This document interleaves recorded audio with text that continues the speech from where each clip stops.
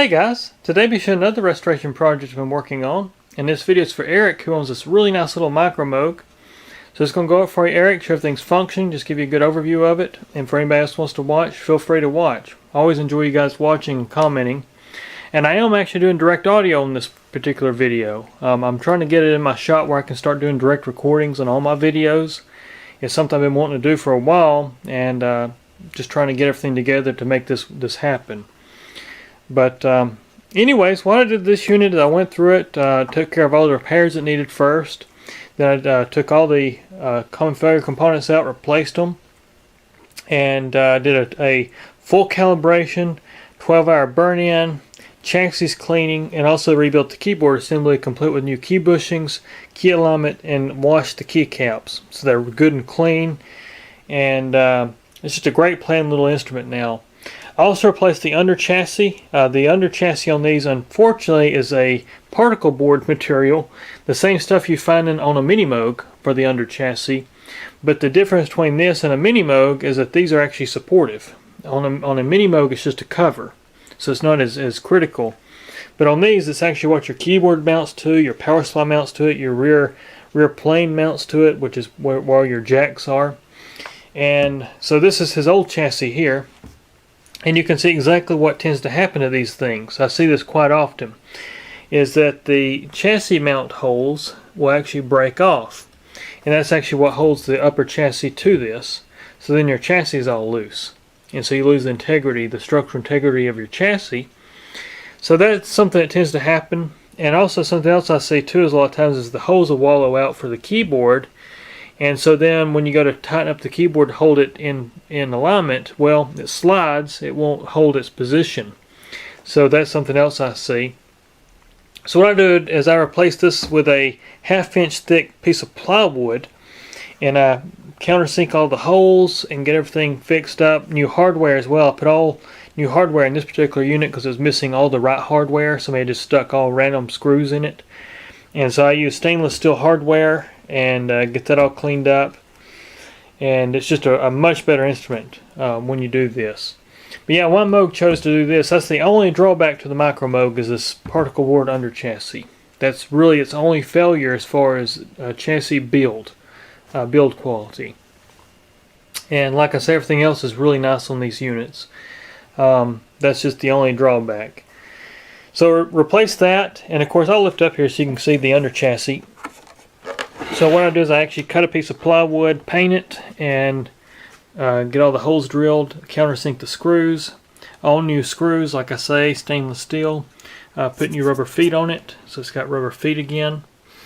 And of course the under chassis, I don't really put a lot of detail in the painting on it. You can see where I just touched up some of the screw holes after the countersinking. But just get it good and clean there. So that's what I do to these units. And of course it makes a big difference to the feel, the quality of the chassis. It no longer feels like it's going to break on you. So did all that, rebuilt the ribbon controller. So the ribbon controller is all nice and clean and rebuilt. And I'll just take you around the back here so you can see this thing overall. Like I said, I spent a lot of time just detailing the chassis once everything's working like it needs to work. After the full calibration as well. But clean the back chassis here. Your serial number is 2682. And this one was built around 1975, so late 75, so it's actually a fairly early unit. They started with serial number 1001 or 1001. That was your first serial number. And Moog did that on most of their products. I don't think there's anything they didn't start with 1001 except for maybe the MG1s for Realistic. I think they had their own serial number codes. But just clean it up really good for you. And there's 2 pots replaced on this unit that somebody had done in the past, and they did a really good job. Luckily they didn't butcher the board or nothing.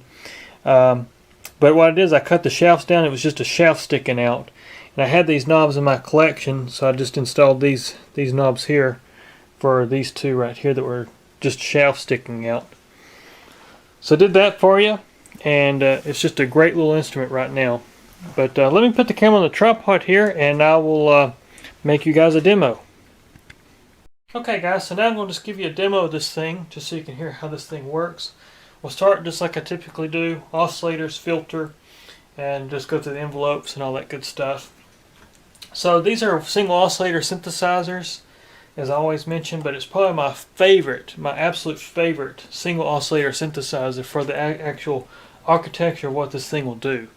And of course you'll hear in this video, if you haven't seen the other videos I've got, of what makes this thing so great. It really blows pretty much every other single oscillator synth I've ever played out of the water, just in the sounds and architecture.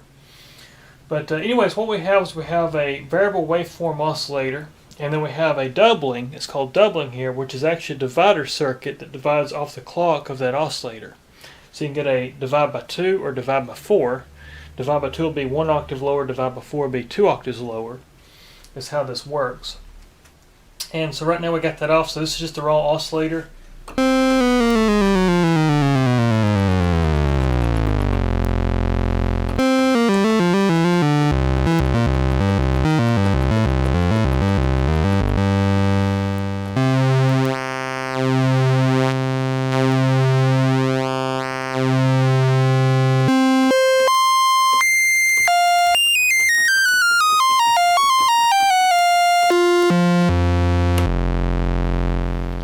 So as you can hear, that's just your oscillator, and then we've got the doubling.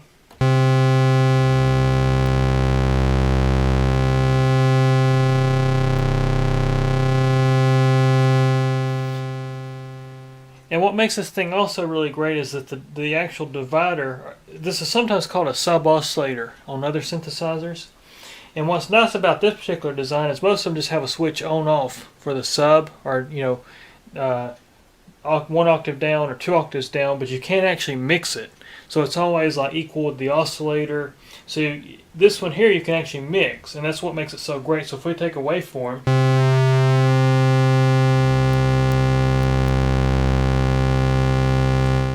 I can mix it just a little bit in there.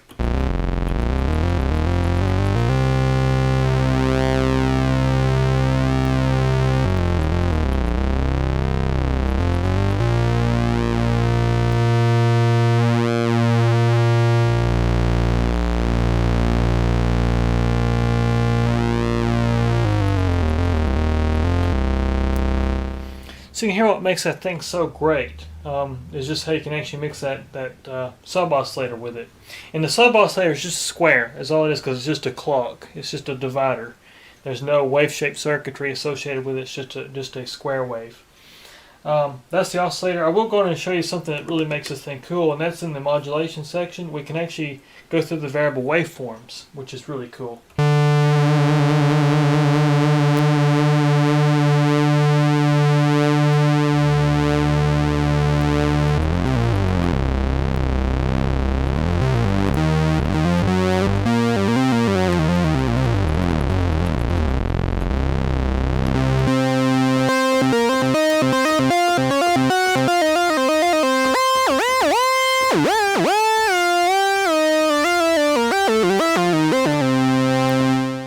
So you can hear that works. That's just a little touch of the modulation, which I'll go over here in a minute. But now we'll go to your filter. Your noise source works as well. So there's your noise source. We can actually turn the oscillators off. So there's your noise source. Then we got the filter. So this filter is actually really cool too in the way it's designed. It's got a filter mode, which actually sets how the filter is going to work. So the Moog filter is of course known for its self-oscillation, but you can actually use this one as a tone source, which is very similar to how an oscillator works. And it actually tracks with the octave of the octave switch for the oscillators, which no other Moog really does this. This is a really cool feature for the Micro. So if we go here and we turn the we'll turn the oscillators off. We'll put this thing in tone.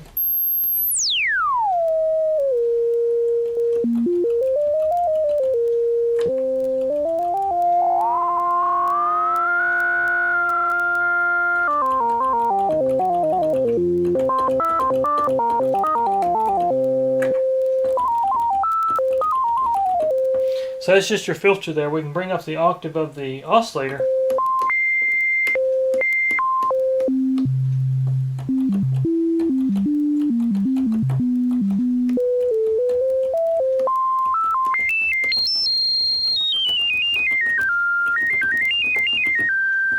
So really cool. What makes this thing really neat though is that you've got certain things in this filter as well, which you have filter mod by oscillator, which gives you some L-film synthesis kind of stuff. This is very similar to what you can do on a Micromoog when you engage the modulation to the oscillator, to the filter, and keep the oscillator as an audio source.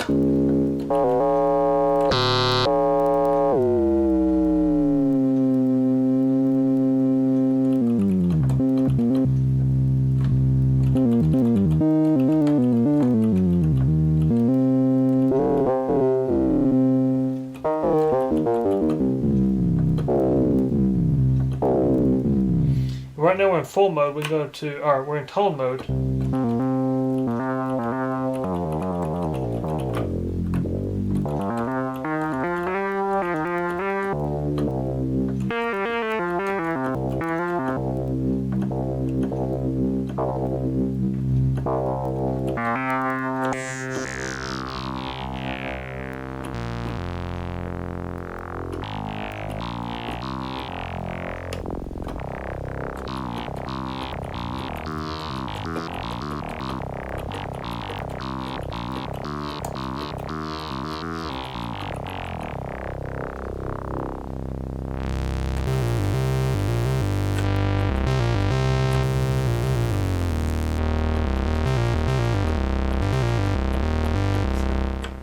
But this also comes back to your mode. So full normal was on full there. Your filter will never self-oscillate.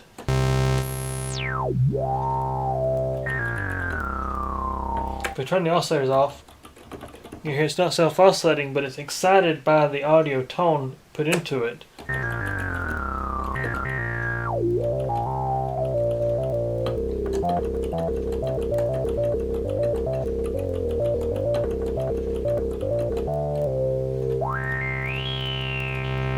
You got your full mode.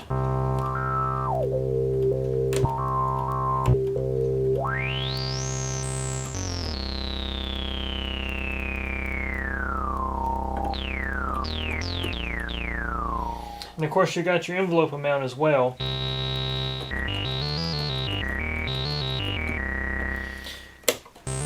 We'll go back to normal mode here. So now the filter is just in its normal mode. I'll show you the release times work. We'll actually go to full to tone mode.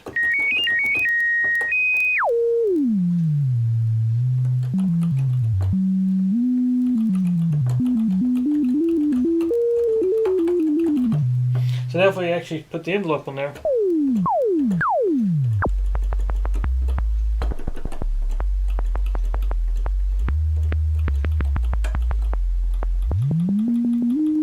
so we got a non-inverted, and then we got inverted if we turn it the other way.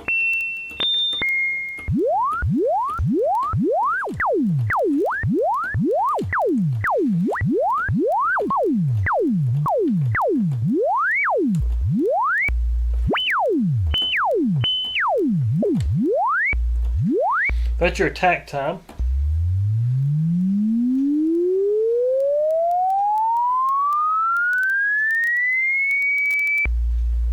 Then we got the course of release you've heard.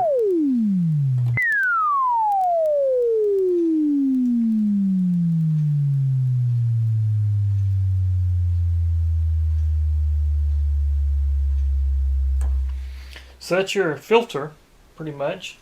And then we've got the actual loudness controller. So if we open this filter back up,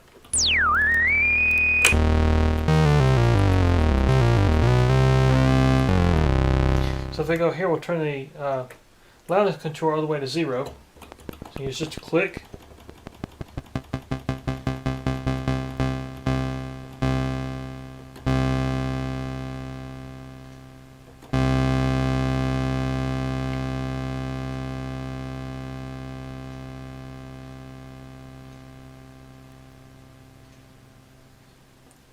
So as you can hear, your release time, and then we've also got the attack time.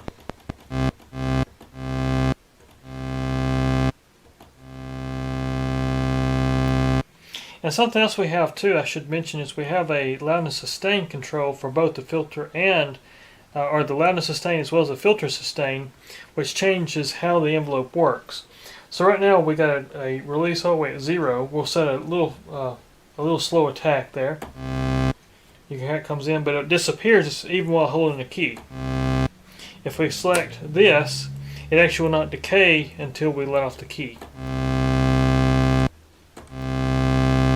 If we put a little release on that, and then we play it like this, it'll fall off that release once I let off the key, as you can see. And the same thing for the filter. So if we close this filter back up, so now we're on that. If we go here,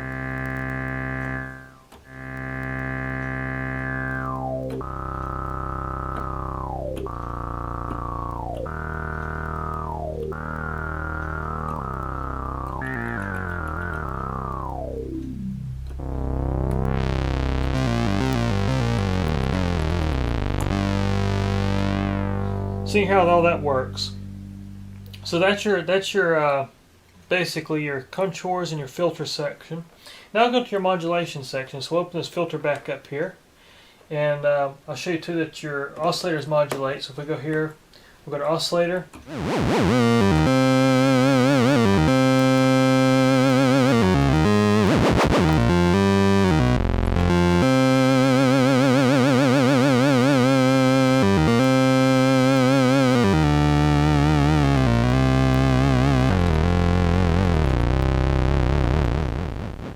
So that's your filter, that's your oscillators. Here's off, so you have nothing there. We've got oscillator and filter, so if we close this filter up a little bit,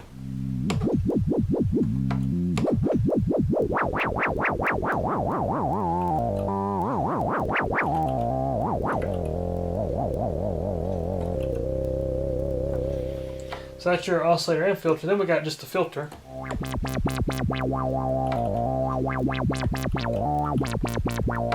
Then we have off again, and then we have the variable waveform.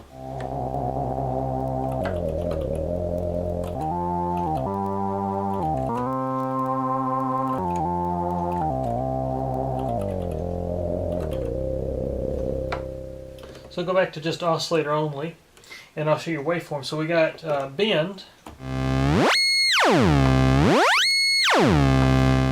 Then we got noise. This is kind of like how you inject noise into a Micromoog using the mod mix control.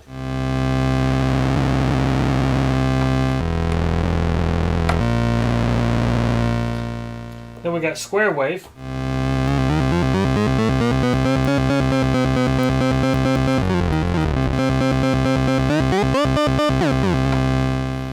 And then we've got the triangular wave, which you've already heard.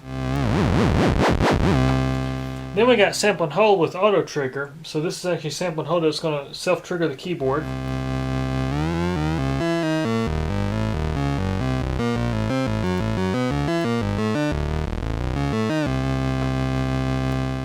And then we have sample and hold without keyboard auto trigger.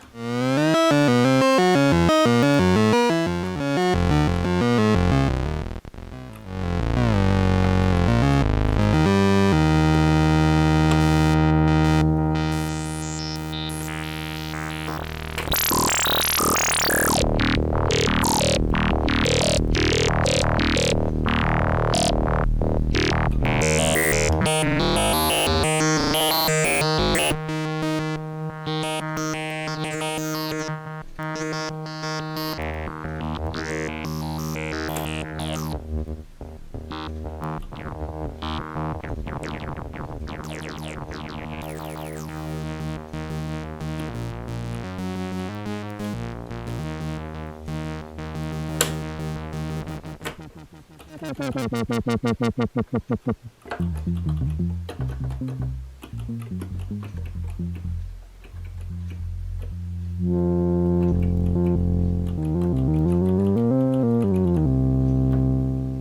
anyways, you can just hear that was kind of mixing some of the filter stuff with it. But we got that. Then we also got the ribbon controller. I'll show you this works real quick. Open this filter back up.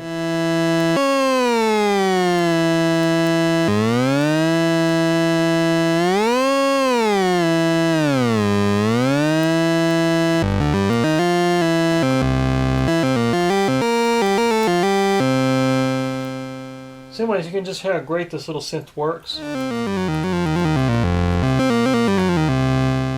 Because I believe I may be having a little bit of interface issues with my mixer I've got in here for the while I'm running Cubase. I hear some clicking going on. It's not the synthesizer, it's just something between the USB on my interface here. So we've also got Glide.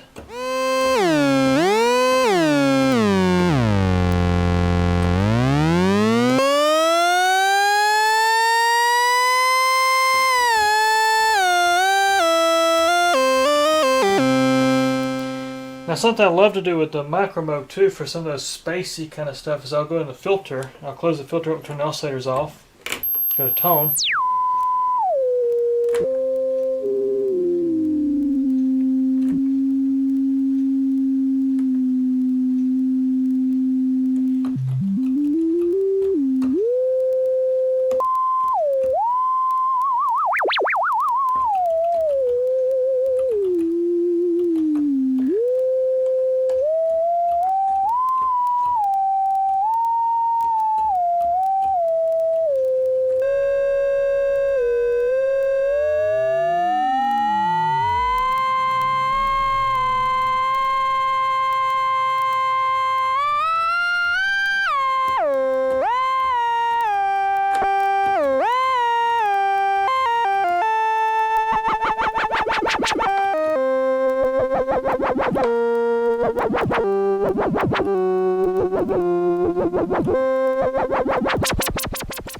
So it gets pretty crazy there what you can do.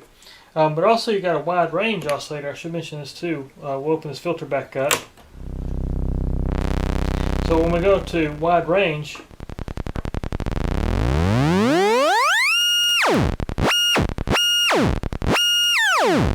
and this gets really cool, especially when you start adding the filter and you put it self-oscillate, and we'll add the filter mod.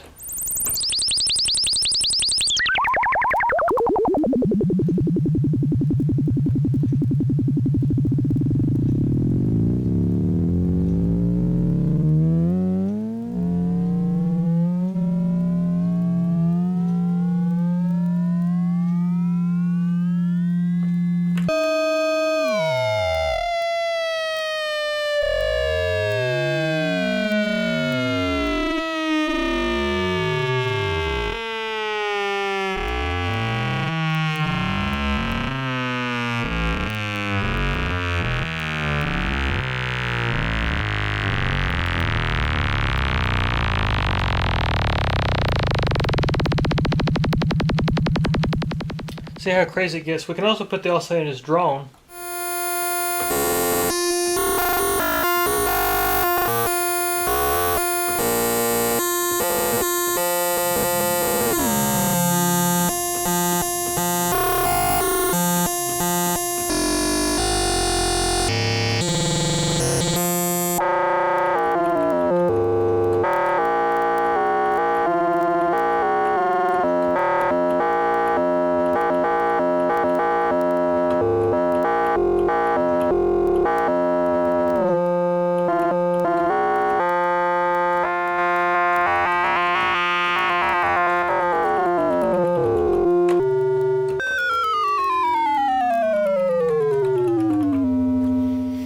So it gets to be really creative when you mix this. Of course, this is just some short little examples of what you can do with this. But it's a simple little oscillator, simple little synthesizer, but what it does within this architecture is just really fantastic. But anyways, Eric, I just want to take a minute here and make you a video showing you that everything's functioning. And for you guys that watch, appreciate all you guys watching, and there'll be more to come here very soon. Take care.